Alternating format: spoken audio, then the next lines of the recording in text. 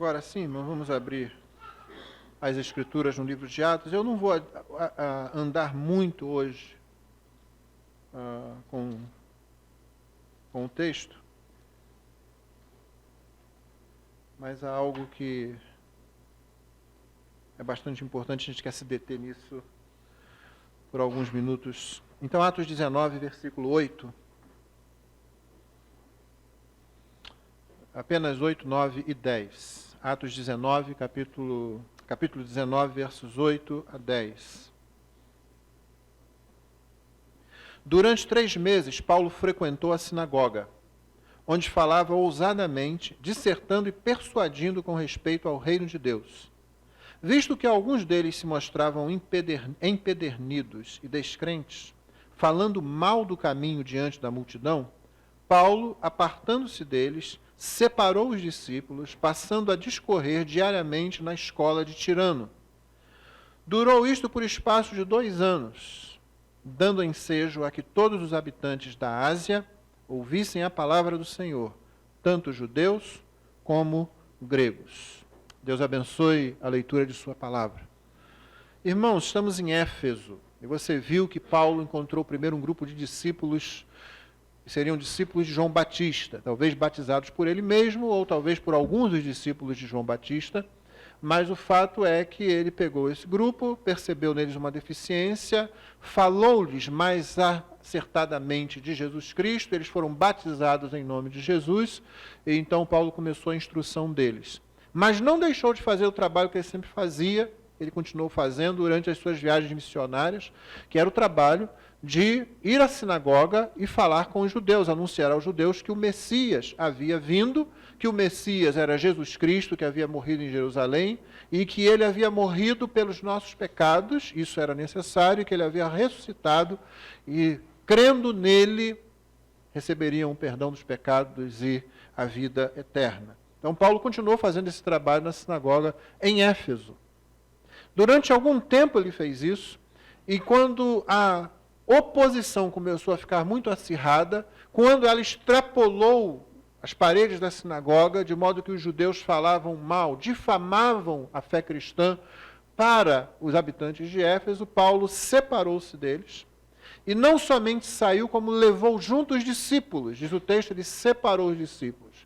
Havia uma escola, um sujeito chamado Tirano, um nome que para a gente pode parecer muito estranho, mas não era para eles. Então ele vai para essa escola, naturalmente o sujeito se converteu, é o que a gente pode pensar, e ele então tem acesso a essa escola e usa essa escola para continuar ensinando o Evangelho. Paulo nos diz mais adiante, no livro de Atos, que o ministério dele de ensino em Éfeso durou 3 anos. E que ele não deixou de pregar à congregação reunida e ensinar de casa em casa. Então, foi isso que ele fez. Nós lemos como o efeito disso, o efeito geral, Lucas sempre tem uma narrativa geral, e depois ele torna a coisa específica. Por exemplo, ele vai dizer logo no versículo 11 que Deus fazia sinais extraordinários pelas mãos de Paulo, e depois ele especifica que acontecia, né? Que até lenços e a sobrecapa dele eram levadas e as pessoas eram curadas e tal. E aí ele conta mais algumas situações. Então aqui também ele faz uma apresentação geral do que estava acontecendo. Que o ensino da palavra de Deus ali naquela escola deu ensejo a que os habitantes da província romana da Ásia ouvissem do Evangelho. Tá? Então, quando você pensar em Ásia aqui, você não precisa pensar em China, pensar em Índia, pensar em Japão. Não, havia uma província romana que tinha o nome de Ásia, ficava ali onde hoje é a atual Turquia. Né? Depois disso, Lucas narra o quê? Ele narra que Paulo era usado por Deus para fazer diversos como instrumento de Deus para diversos sinais, prodígios. Ele narra que alguns judeus que faziam exorcismo tentaram usar uma fórmula mágica, o que era comum entre esses exorcistas, não funcionou com eles. Ele mostra como isso fez com que temor houvesse sobre as pessoas e que as pessoas começassem a honrar o nome de Jesus. O nome de Jesus começou a ser engrandecido. Depois ele narra como eles trouxeram livros ligados à magia e ao ocultismo e queimaram esses livros. E finalmente narra como uma oposição ferrenha houve por questões financeiras, principalmente, porque os ourives começaram a ter prejuízo à medida que o cristianismo se expandia. Então, a gente vê como Deus atuou num ministério que foi profícuo, num ministério que foi frutífero em Éfeso, o ministério mais prolongado de Paulo numa cidade, em todo o ministério dele, foi o ministério mais prolongado que ele teve numa viagem missionária, 3 anos em Éfeso, e você vai perceber como que as coisas produziram, de um lado, crescimento da igreja, de outro lado, oposição. Oposição tal que Paulo menciona em 1 Coríntios, no capítulo 15, quando ele fala sobre a ressurreição, ele diz que só a ressurreição, a certeza da ressurreição, para dar valor ao enfrentamento dele em Éfeso, que ele diz, olha, eu lutei contra as feras lá em Éfeso. Né? De que me valeria isso se não houver a ressurreição? Para você ver como o ministério lá foi um ministério trabalhoso, um ministério com oposição, mas foi um ministério frutífero também. Esse é o quadro geral que a gente tem. Basta finalmente dizer que depois Paulo deixou Timóteo como pastor em Éfeso, e depois de Timóteo, ninguém menos que o próprio apóstolo João foi pastor em Éfeso também. Então aquela igreja foi uma igreja que cresceu e foi uma igreja que produziu muito. O que queremos fixar nessa manhã aqui é o seguinte, irmãos. Nada disso teria acontecido sem o ensino da palavra de Deus. Nunca vai ser demais a gente reforçar isso. Porque os crentes esquecem isso. Nós esquecemos isso. Nós achamos que se o trabalho se avoluma, então o trabalho por si só já continua. Sabe? Aquelas empresas, aquelas igrejas, aqueles grupos que atingiram um patamar de estabilidade que sozinho ele vai. Isso nunca acontece com uma igreja verdadeira. Ela precisa estar sempre firmada no que Deus diz, na palavra de Deus. Então note bem, Paulo chegou em Éfeso, encontrou um grupo de discípulos de João Batista, instruiu-os a respeito de Cristo e os batizou agora na fé cristã. Paulo foi para a sinagoga. Quando houve oposição, ele tira os discípulos de lá, ele não tem nenhum problema com esse tipo de sectarismo. O sectarismo é geralmente um problema. O sectarismo é quase sempre pecaminoso, mas a divisão às vezes é necessária. Não pense que todo grupo que se diz sectarista, aqueles grupos que são separatistas, aquele grupo que se afasta de todo mundo, né? Há vários grupos assim, eles se afastam de todo mundo, eles só aceitam uma versão da Bíblia porque eles descobriram de alguma forma. Eu conheço todos os argumentos com relação a isso. Nenhum deles é convincente. Eles acham que só aquela versão. Já teve gente aqui que chegou aqui e viu um culto centrado em Cristo, com músicas centradas em Cristo, com uma mensagem centrada em Cristo e fiel unicamente à palavra de Deus, mas quando viu que a gente não usava a versão que eles aprovam, pronto, não serve mais. Não quiseram falar de mais nada. Os representantes desse grupo que algumas vezes estiveram aqui, a única coisa que eles queriam falar, a única coisa que eles queriam trazer à conversa era um embate, era uma briga. Eles tinham que dizer o seguinte, vocês estão errados, vocês não estão fazendo como a gente. Não pode ser isso. Então, o separatismo geralmente é pecaminoso. Crentes que dividem igreja, pastores que dividem igreja. Né? E todo mundo diz que está fazendo isso em nome da verdade. Basta a gente chegar perto, olhar um pouquinho que você vai ver se é ou se não é. Em nome da verdade você paga um preço. Em nome da verdade, você se afasta porque é o que você tem que fazer. Martinho Lutero não pensava em sair da igreja católica medieval. Foi expulso dela. Os verdadeiros reformadores não pensaram assim, vamos sair, eles pensaram, vamos reformar. Mas não deu para ficar. Alguns irmãos aqui passaram por isso em suas igrejas.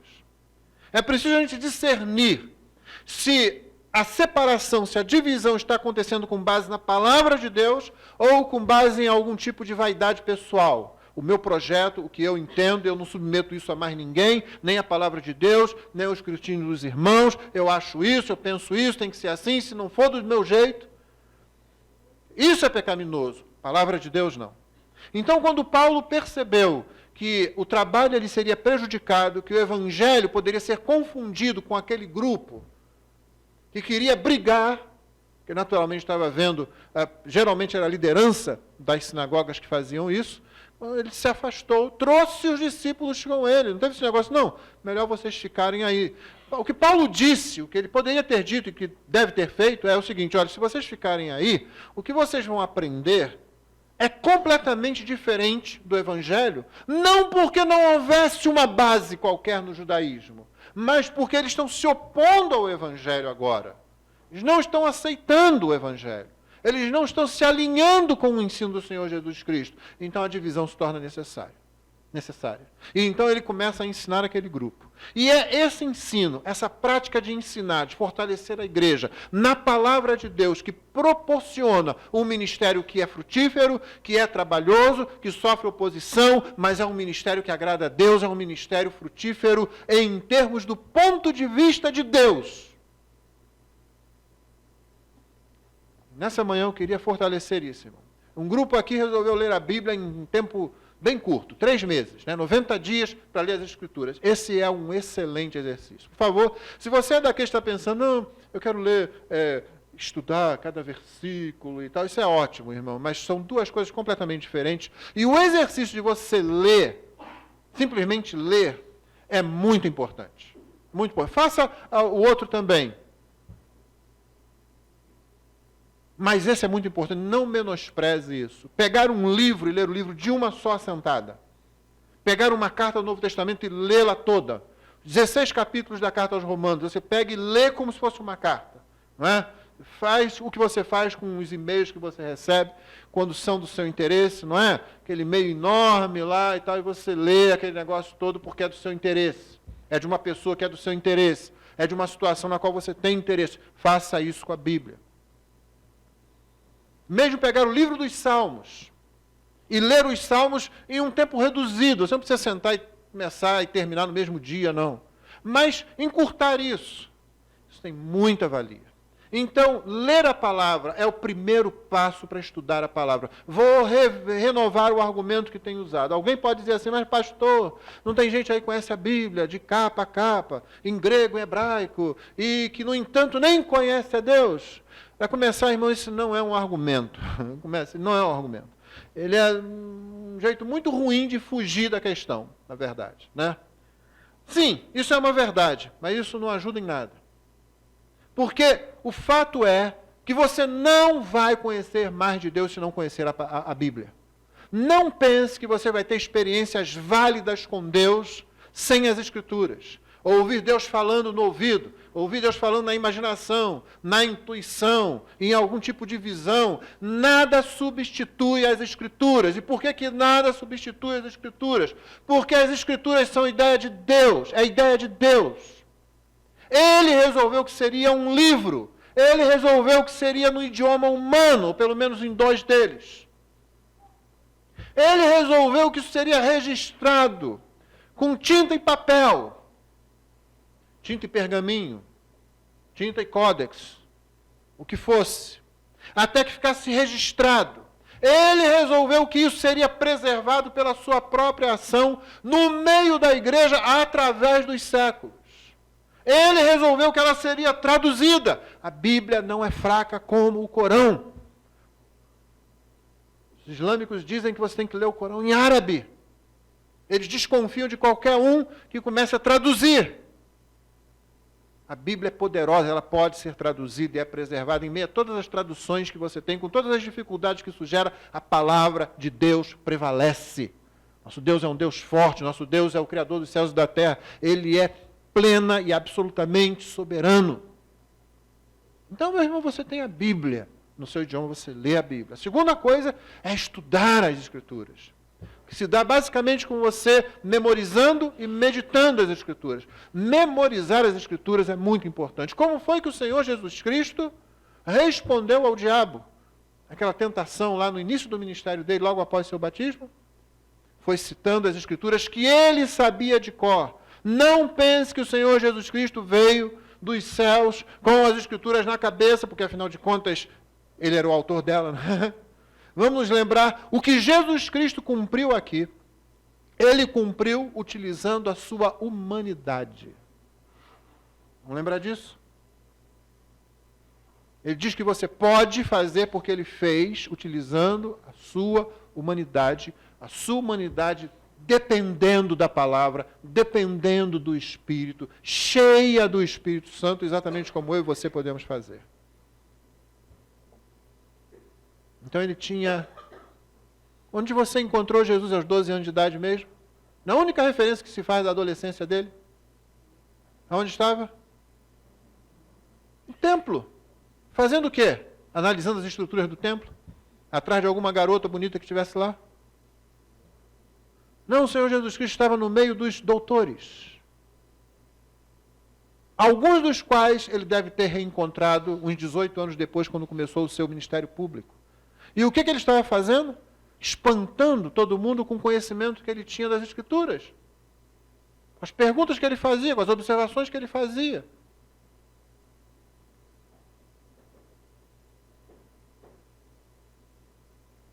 E se o Senhor Jesus memoriza as Escrituras, irmão, memorize as Escrituras.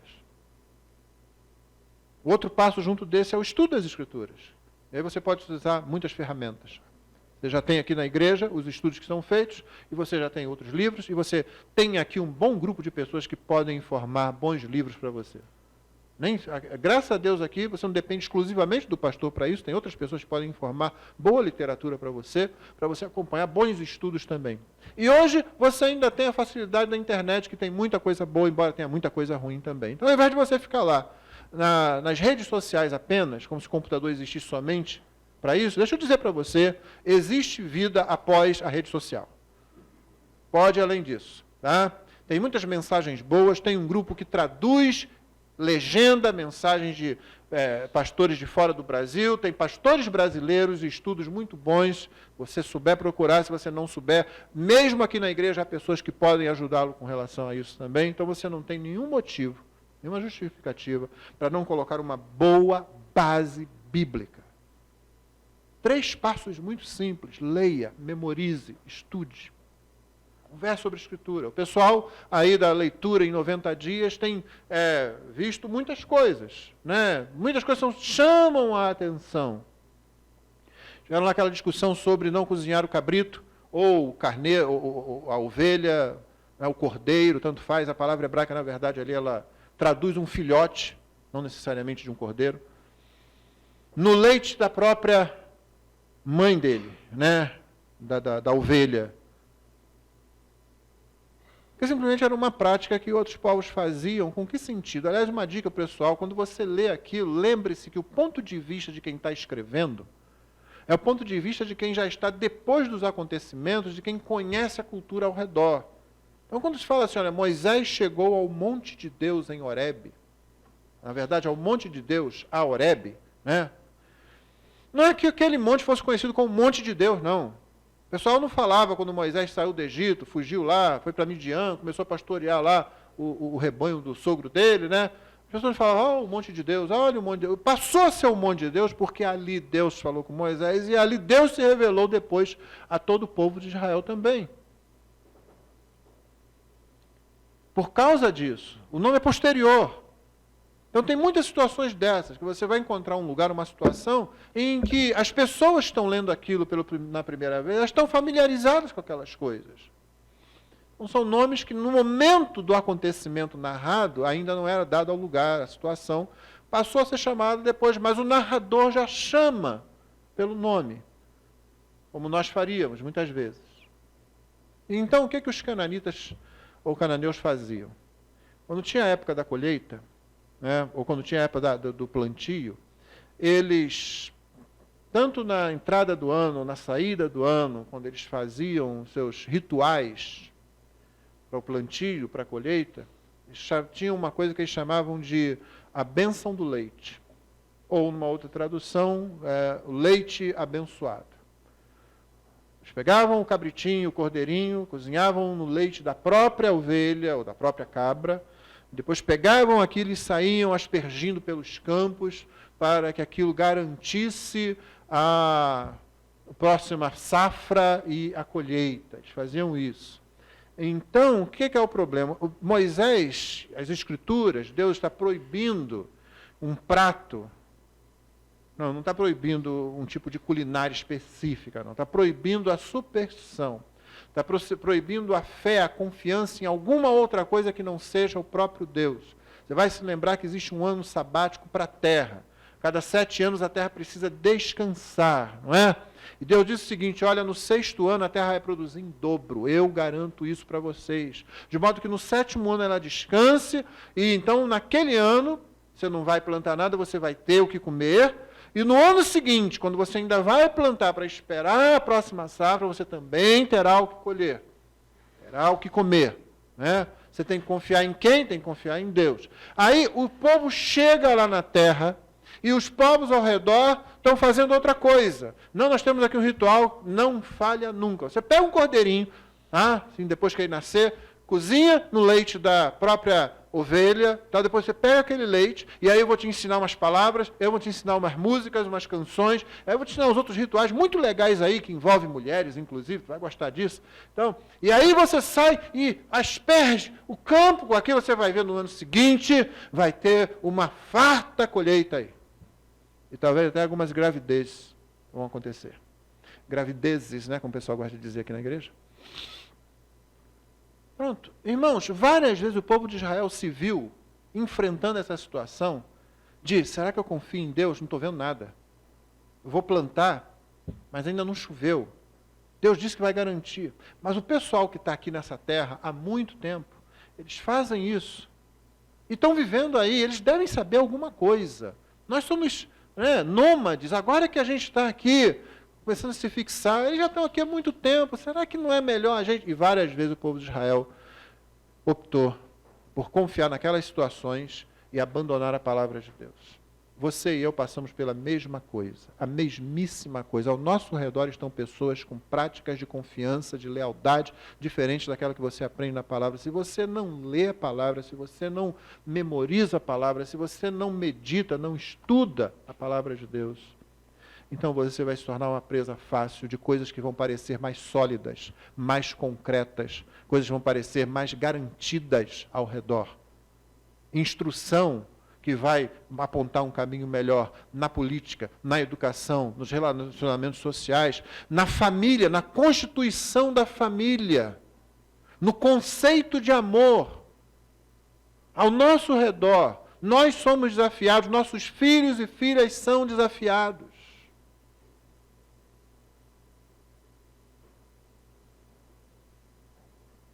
A desconfiar, a desprezar as Escrituras, para confiar em qualquer outra coisa.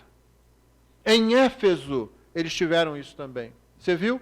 Você já leu isso comigo semana passada, eu já citei hoje, mas você vai ver um pouco mais de perto esses exorcistas judeus, e havia em várias cidades do Império, e havia essa prática. Você vai ver também que em Éfeso havia muita gente ali supersticiosa, muita gente presa à magia, muita gente presa ao ocultismo, o pessoal que queimou os livros, daqui a pouco vai queimar os livros.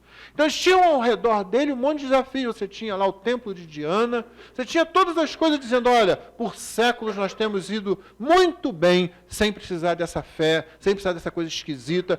Onde está o Deus de vocês? A gente não enxerga o Deus de vocês, a gente não vê o Deus de vocês. Vem aqui umas pessoas, falam algumas coisas, vocês começam a acreditar nesses negócios, e então vocês começam a viver de uma forma diferente, desafiam o que a gente tem ensinado aqui por séculos, dizem que o que a gente está fazendo está errado, que o nosso modo de vida está errado. Os crentes eram desafiados assim já aqui, você é desafiado hoje. Nossos filhos continuarão sendo desafiados depois de nós. Se você não tiver o pé fincado na palavra de Deus, se você não tiver convicção pessoal, se a sua fé, se a sua confiança na palavra de Deus depende sempre do ambiente, o ambiente é importante, a congregação é importante, nós nos encorajamos uns aos outros, isso é importante. Mas você não pode fazer com que a sua fé dependa sempre do ambiente, de estar junto do grupo, de ter pessoas à sua volta. Às vezes você vai ter circunstâncias, vai estar em situações que você sozinho vai ter que enfrentar, em que você sozinho vai ter que instruir seu filho, sua filha, em que seu filho e sua filha sozinhos vão ter que dar uma resposta. Se ele não aprender com você, meu irmão, minha irmã, que já tem mais experiência, a confiar na palavra de Deus, se ele não vê você confiando na palavra de Deus, nos seus negócios, na sua atitude dentro de casa, aquilo que limita você. Você fala, não, mas eu não vou fazer isso por quê? Por causa da palavra. Se ele não vê isso em você, ele não vai ter, ela não vai ter confiança para fazer isso sozinha quando tiver que enfrentar o desafio dos colegas, dos amigos. Que vão dizer para ela, para ele, que a vida é muito mais do que a igreja. A vida não é esse troço só esquisito aí. Esse negócio de ficar ouvindo o pastor o tempo todo, esse negócio de ficar só naquele grupo, esse negócio de não pode fazer isso, não pode fazer aquilo. E você entrega a sua liberdade, sua individualidade a um monte de gente, a pai, a mãe, a pastora, a igreja. E aí seu filho, sua filha, principalmente depois do início da adolescência, e hoje está acontecendo antes disso, começa a ficar assim pensando se, será que papai e mamãe são até muito legais, são bons, eu sei que eles me amam, mas de repente eles são ingênuos. O mundo não é mais o mesmo, essa velha conversa fiada, mentirosa, sem vergonha, não é? Muda a tecnologia, muda alguns costumes sociais, alguma coisa, a gente já diz que o mundo mudou completamente. Irmãos, é exatamente a mesma coisa. Tem mudanças sociais, a gente não é cego para isso, mas os pecadores ainda são exatamente os mesmos. E os desafios ficam se repetindo, porque o pecado humano é o mesmo. E aí seu filho e sua filha vão pensar isso. Papai é legal, mamãe é legal, eles gostam de mim e tal, mas eles não estão preparados para aquilo. Esse mundo é diferente. No tempo deles não tinha iPhone, no tempo deles não tinha Facebook, no tempo deles não tinha essas coisas, eles não sabem, né, e tal. Nós enfrentamos os nossos desafios no nosso tempo. Rapazes e moças que estão aqui, eles eram suficientes para nos deixar bastante ocupados. Não pense que eles pioraram ou se modificaram tanto assim, não. Cada geração na sua época enfrenta os seus desafios se quer ser uma geração de adoradores, de crentes leais ao Senhor Jesus Cristo. Sempre vai acontecer. Não aceite o mito, a falácia, a mentira, que a geração que está aí agora é mais preparada do que a outra. Para quê? Para quê mesmo? Para o quê? Isso faz parte da arrogância humana. Nós achamos que os últimos que chegaram agora ao palco da história são os que têm mais visão, estão mais preparados. Infelizmente, a história está aí para negar isso. E a palavra de Deus ensina isso. Irmão, nada vai substituir a leitura, a memorização e o estudo das Escrituras. Nada vai substituir isso.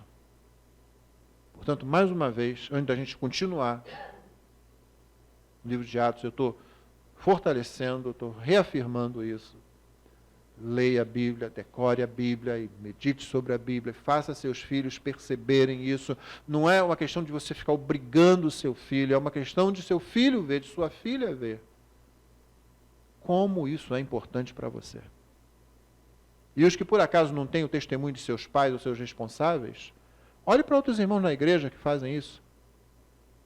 Que trabalham, que têm atividade, que vivem, eles não vivem numa clausura, eles não vivem lá numa caverna em algum lugar, eles vivem no meio da sociedade, mas confiam na palavra de Deus, e aqui há várias pessoas assim.